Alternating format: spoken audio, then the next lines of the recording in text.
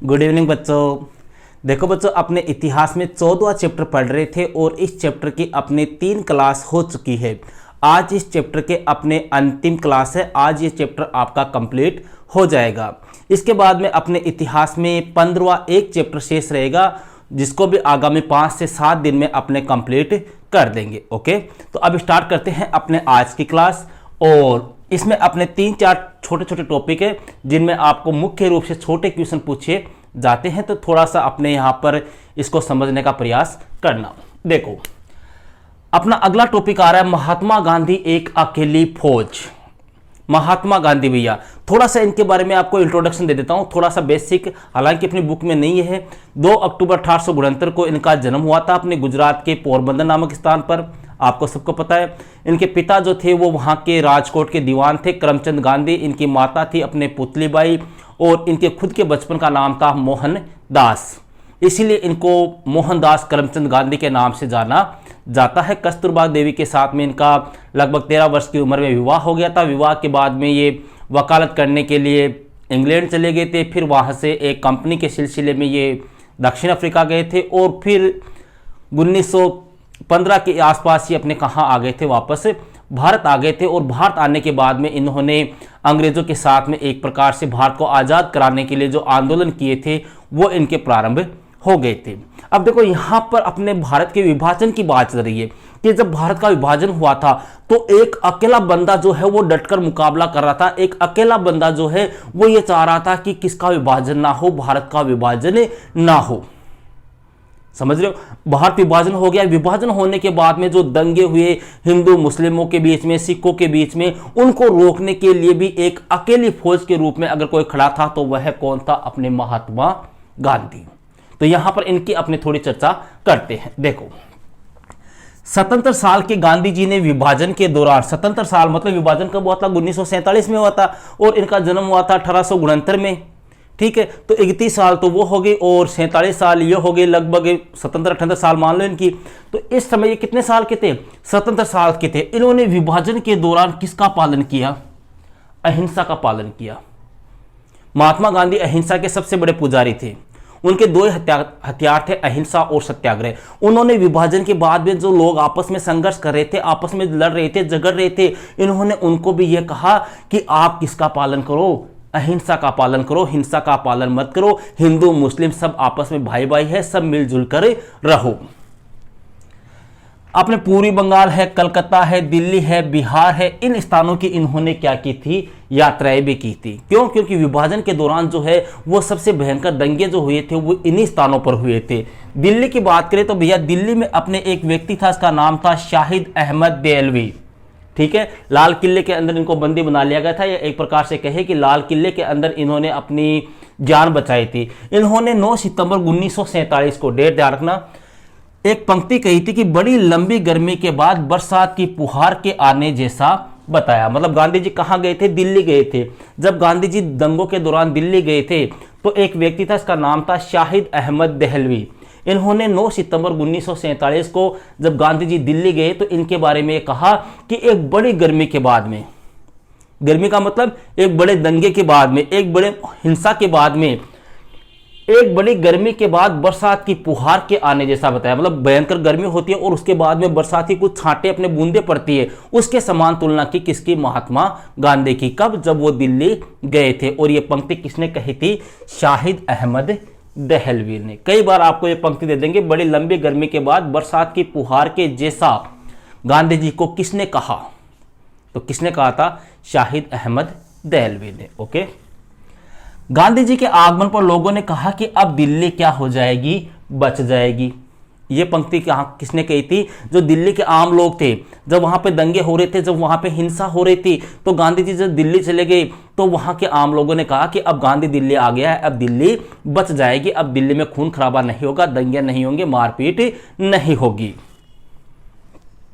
28 नवंबर 1947 को नानक जयंती, मतलब अपने गुरु नानक देव जो है उनकी जयंती पर शीशगंज जो गुरुद्वारा है, कहां पर बना हुआ है? ये चांदनी चौक में। और चांदनी चौक कहां पर है? दिल्ली में।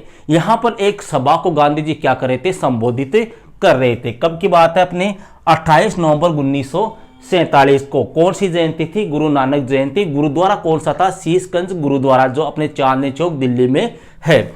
यहां पर देखो गांधी जी ने क्या देखा, इन्होंने देखा कि एक भी मुसलमान जो है वो इस सभा में क्या है, आया नहीं है। वहां पर गांधी जी ने एक सभा का आयोजन किया था, इसमें सभी धर्मों के लोगों को आमंत्रित किया गया था, लेकिन गांधी जी ने देखा कि इस सभा में एक भी मुस्लिम जो है वो नहीं आया है। तो गांधी जी को लगा कि देश में कुछ गड़बड़ हो रही है, देश में कुछ एक प्रकार से भेदभाव हो रहा है, हिंदू मुस्लिमों के बीच में एक प्रकार से टकराव उत्पन्न हो रहा है।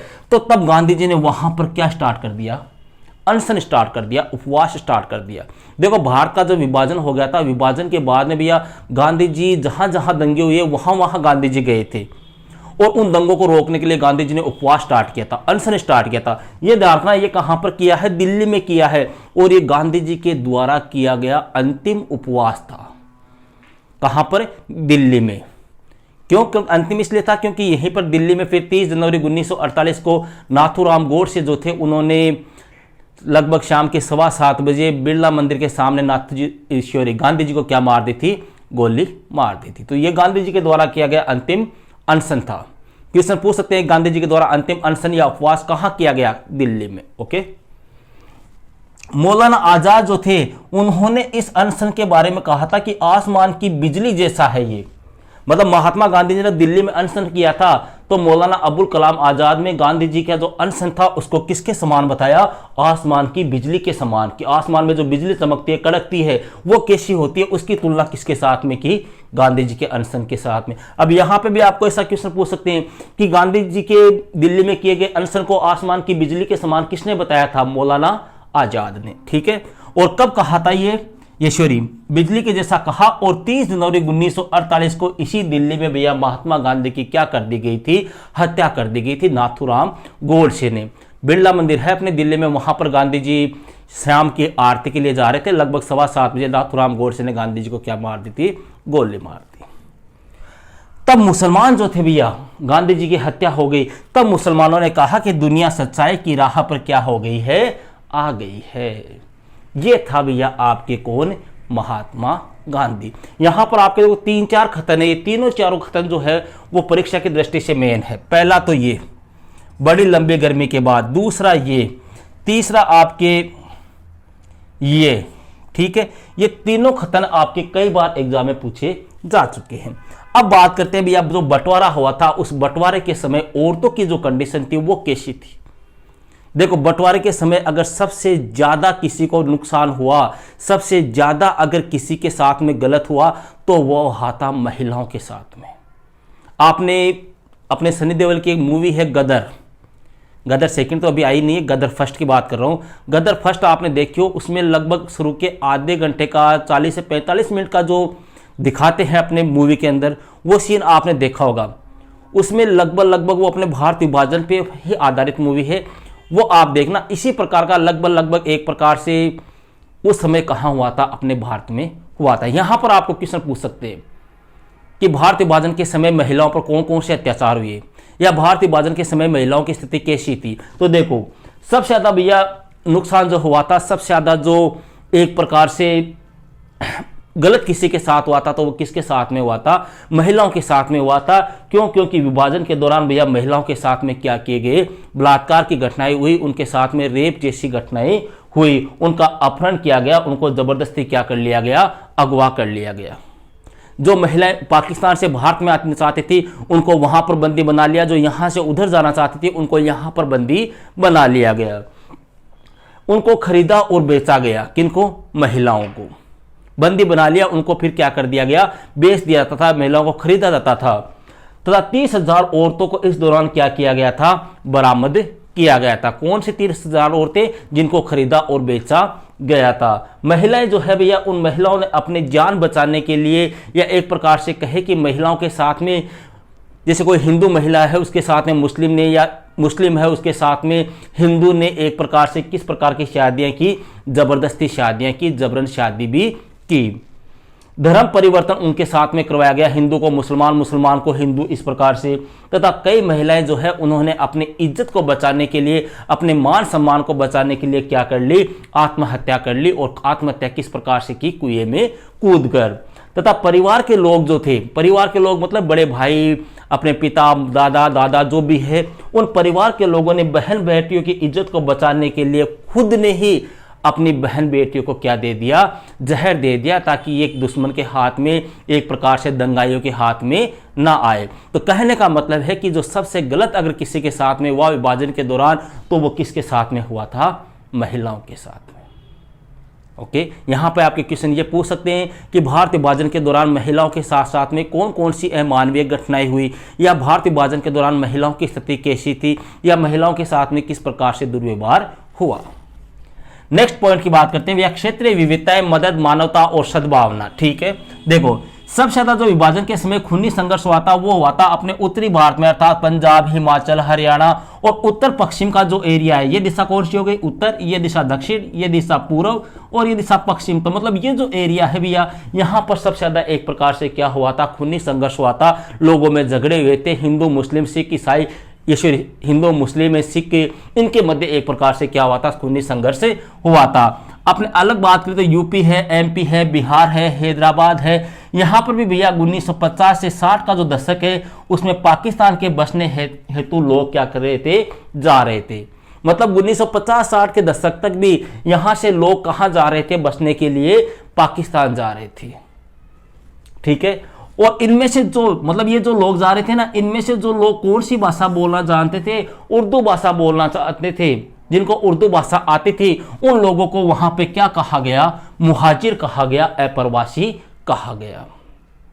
ठीक है, अब यहां पे आपके ये क्वेश्चन बनता है कि भारत विभाजन के दौरान जो लोग भारत को छोड़कर पाकिस्तान में गए थे उनको वहां के किस नाम से पुकारा गया? मुहाजिर। आपको एक मूवी याद होगी, सरफरोश, आमिर खान की एक मूवी है, और इसमें एक अपने बड़े हीरो है नसरुद्दीन शाह है, उनको आपने देखा होगा लास्ट में मुहाजिर कहकर पुकारते हैं।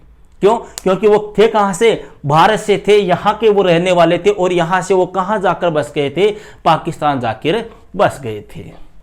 1971-72 में भैया बांग्लादेश का निर्माण हो गया था, बड़ी जी सी बात आपको बताया हुआ है।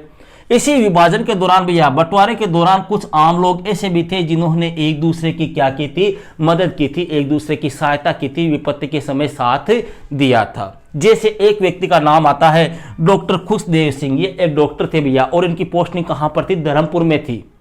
उस समय का धर्मपुर आज का अपने हिमाचल प्रदेश में आता है। ठीक है, इस डॉक्टर ने बिना किसी